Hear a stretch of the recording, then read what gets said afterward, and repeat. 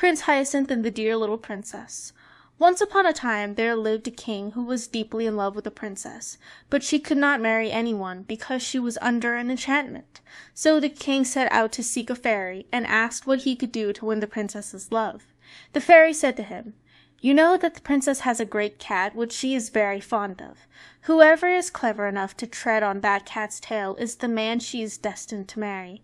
The king said to himself that this would not be very difficult, and he left the fairy, determined to grind the cat's tail to powder rather than not tread on it at all. You may imagine that it was not long before he went to see the princess, and Puss, as usual, marched in before him, arching his back. The king took a long step, and quite thought he had the tail under his foot.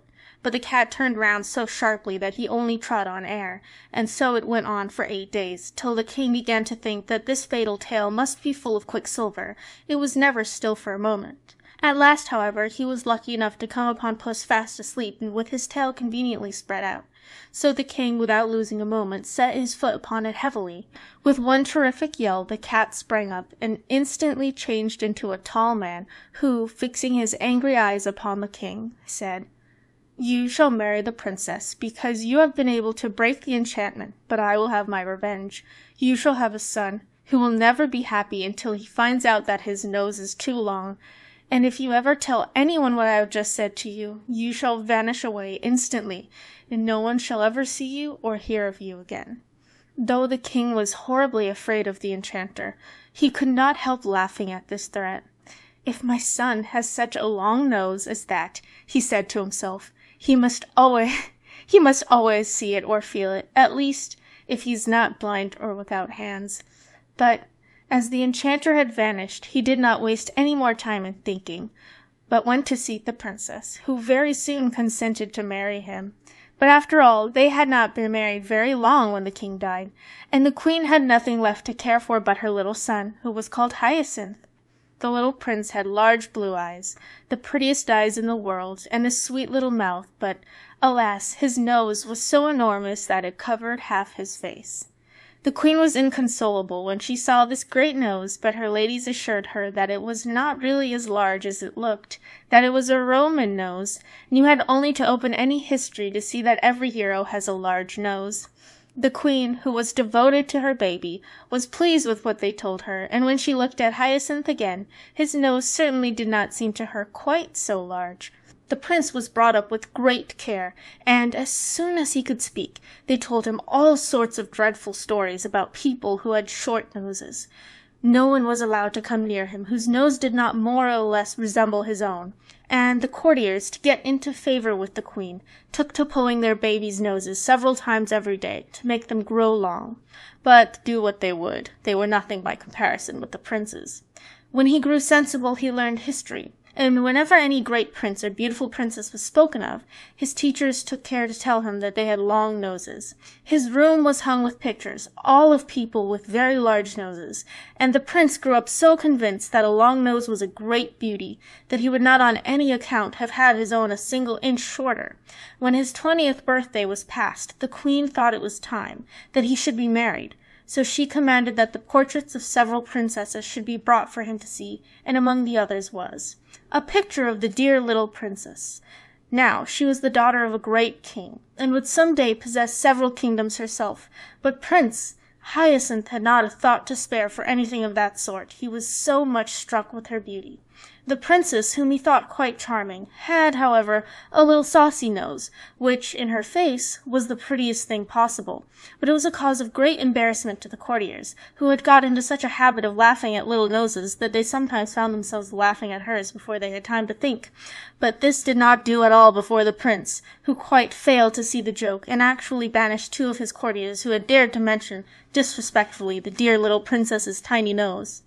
The others, taking warning from this, learned to think twice before they spoke, and one even went so far as to tell the prince that though it was quite true that no man could be worth anything unless he had a long nose, still, woman's beauty was a different thing, and he knew a learned man who understood Greek, and had read in some old manuscripts that the beautiful Cleopatra herself had a tip-tilted nose.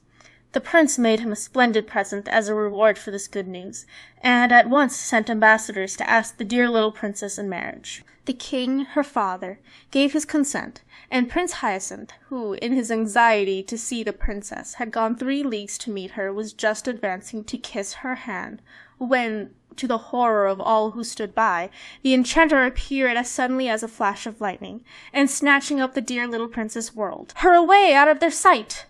The prince was left quite inconsolable, and declared that nothing should induce him to go back to his kingdom until he had found her again, and refusing to allow any of his courtiers to follow him, he mounted his horse and rode sadly away, letting the animal choose his own path. So it happened that he came presently to a great plain, across which he rode all day long without seeing a single house, and horse and rider were terribly hungry, when, as the night fell, the prince caught sight of a light, which seemed to shine from a cavern. He rode up to it and saw a little old woman, who appeared to be at least 100 years old. She put on her spectacles to look at Prince Hyacinth, but it was quite a long time before she could fix them securely because her nose was so very short. The prince and the fairy, for that was who she was, had no sooner looked at one another than they went into fits of laughter and cried at the same moment. "Oh, what a funny nose! Not so funny as your own," said Prince Hyacinth to the fairy. "But, madam, I beg you to leave the consideration of our noses such as they are, and to be good enough to give me something to eat, for I am starving, and so is my poor horse." "With all my heart," said the fairy. "Though your nose is so ridiculous, you are nevertheless the son of my best friend. I loved your father as if he had been my brother." Now he had a very handsome nose. "And pray, what does mine lack?" said the prince. "Oh, it doesn't lack anything," replied the fairy. "On the contrary, quite, there is only too much of it. But never mind, one may be a very worthy man, though his nose is too long. I was telling you that I was your father's friend. He often came to see me in the old times. And you must know that I was very pretty in those days. At least, he used to say so. I should like to tell you of a conversation we had the last time I ever saw him." "Indeed," said the prince. "When I have supped, it will give me the greatest pleasure to hear it. But consider, madam, I beg of you, that I have had nothing to eat to-day." "The poor boy is right," said the fairy. "I was forgetting. Come in, then, and I will give you some supper, and while you are eating I can tell you my story in a very few words, for I don't like endless tales myself. Too long a tongue is worse than too long a nose, and I remember when I was young that I was so much admired for not being a great chatterer. They used to tell the queen, my mother, that it was so, for though you see what I am now, I was the daughter of a great king. My father—" "Your father, I dare say, got something to eat when he was hungry," interrupted the prince. "Oh, certainly," answered the fairy, "and you also shall have supper directly. I only just wanted to tell you." "But I really cannot listen to anything until I have had something to eat," cried the prince, who was getting quite angry. But then, remembering that he had better be polite, as he much needed the fairy's help, he added, "I know that in the pleasure of listening to you I should quite forget my own hunger, but my horse, who cannot hear you, must really be fed." The fairy was very much flattered by this compliment, and said, calling to her servants, "You shall not wait another minute, you are so polite, and in spite of the enormous size of your nose, you are really very agreeable. Plague take the old lady. How she does go on about my nose," said the prince to himself. "One would almost think that mine had taken all the extra length that hers lacks. If I were not so hungry, I would soon have done with this Chatterpie, who thinks she talks very little. How stupid people are not to see their own faults. That comes of being a princess. She has been spoiled by flatterers, who have made her believe that she is quite a moderate talker." Meanwhile the servants were putting the supper on the table, and the prince was much amused to hear the fairy, who asked them 1,000 questions simply for the pleasure of hearing herself speak.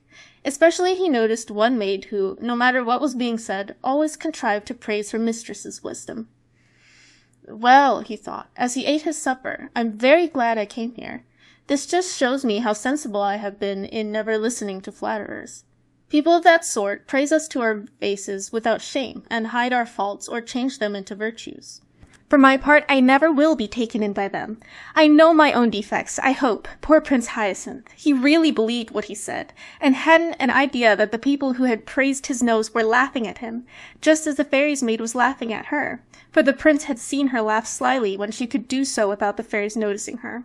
However, he said nothing, and presently, when his hunger began to be appeased, the fairy said, My dear prince, might I beg you to move a little more that way, for your nose casts such a shadow that I really cannot see what I have on my plate.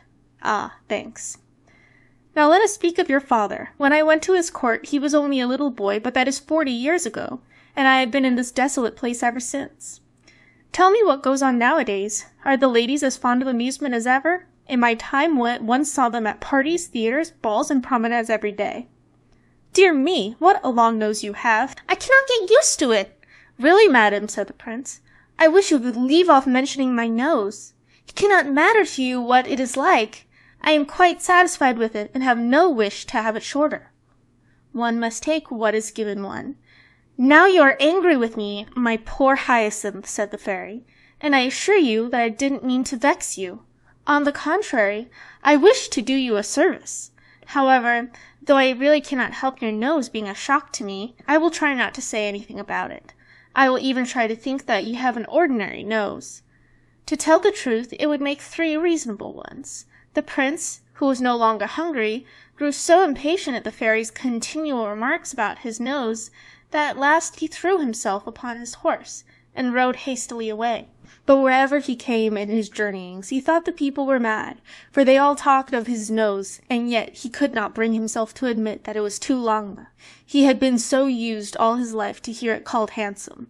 The old fairy, who wished to make him happy, at last hit upon a plan. She shut the dear little princess up in a palace of crystal, and put this palace down where the prince would not fail to find it. His joy at seeing the princess again was extreme, and he set to work with all his might to try to break her prison.